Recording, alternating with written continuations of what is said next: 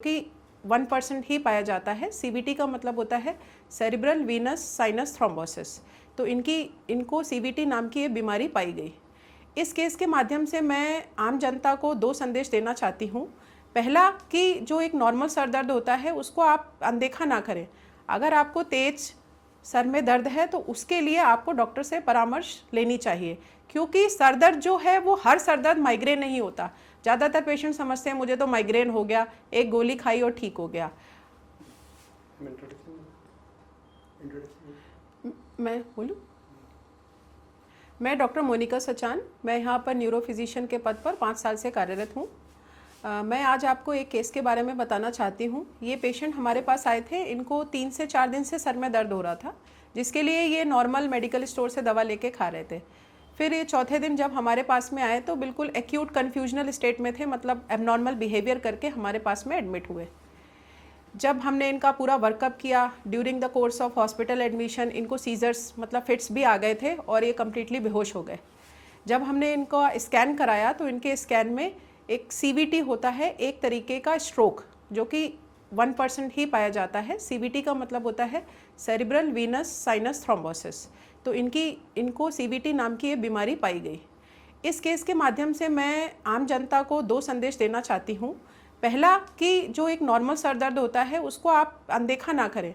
अगर आपको तेज सर में दर्द है तो उसके लिए आपको डॉक्टर से परामर्श लेनी चाहिए, क्योंकि सर दर्द जो है वो हर सर दर्द माइग्रेन नहीं होता। ज़्यादातर पेशेंट समझते हैं मुझे तो माइग्रेन हो गया, एक गोली खाई और ठीक हो गया। कुछ सर दर्द ऐसे होते हैं जिसमें आपको डॉक्टर से परामर्श ज़रूर लेनी चाहिए। वो मैं आपको एग्जाम्पल के तौर पर बताऊंगी। जैसे ऐसा सर दर्द जो आपको जीवन में पहली बार हो, बहुत तेज हो, जिसको बोलते हैं थंडर क्लैप हेडेक। सेकेंड, जैसे कि सर दर्द के साथ आपको उल्टी आए या जी मिचलाए या चक्कर आए, या सर दर्द के साथ आपके साथ व्यवहार में आपके बदलाव आए, या सर दर्द के साथ बेहोशी आए, या फिर फिट्स आने लगे। तो ये सारी जो हेडेक मैंने आपको बताए, these are called emergency headache. इसमें आपको तुरंत ट्रीटमेंट की आवश्यकता होती है। दूसरा जो इस केस के बारे में मैं आपको ये चीज़ बताना चाहूँगी, यंग स्ट्रोक। हम लोग यूजुअली मानते हैं कि जो स्ट्रोक है या पैरालिसिस है वो ओल्ड एज में होती है, कि लगवा की ओल्ड एज में ही होगा, लेकिन ऐसा नहीं है। यंग स्ट्रोक भी हो सकता है। ये जो हमारे पास पेशेंट था वो एक तरीके के यंग स्ट्रोक की कैटेगरी में आया था। यंग स्ट्रोक में भी जो लक्षण होते हैं वो हमारे जो आम लक्षण होते हैं स्ट्रोक में उसी तरीके के होते हैं।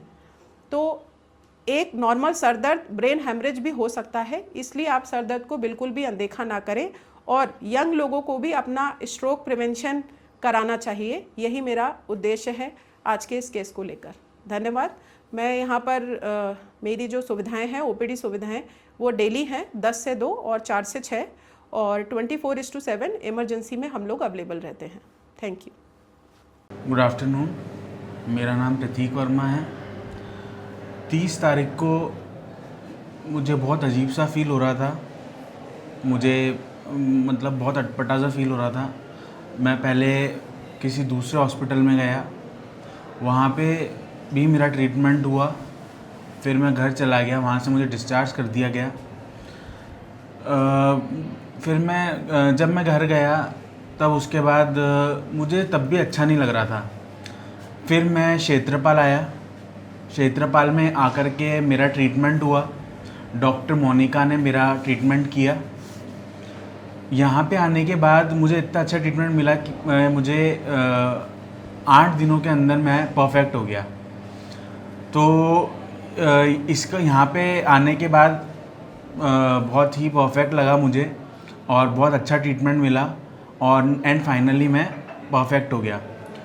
और मैं यही कहना चाहूँगा कि एक नॉर्मल से सिर दर्द को नॉर्मल नहीं लेना चाहिए, क्योंकि यहाँ पे 26 तारीख से वैसे मुझे सिर दर्द हो रहा था एंड उसके बाद यहाँ पे आने के बाद मुझे ट्रीटमेंट दिया गया एंड मुझे फिट्स भी आए एंड मुझे मतलब मेरी बॉडी भी सुन्न पड़ गई थी एंड देन उसके बाद मेरा यहाँ पे ट्रीटमेंट हुआ एंड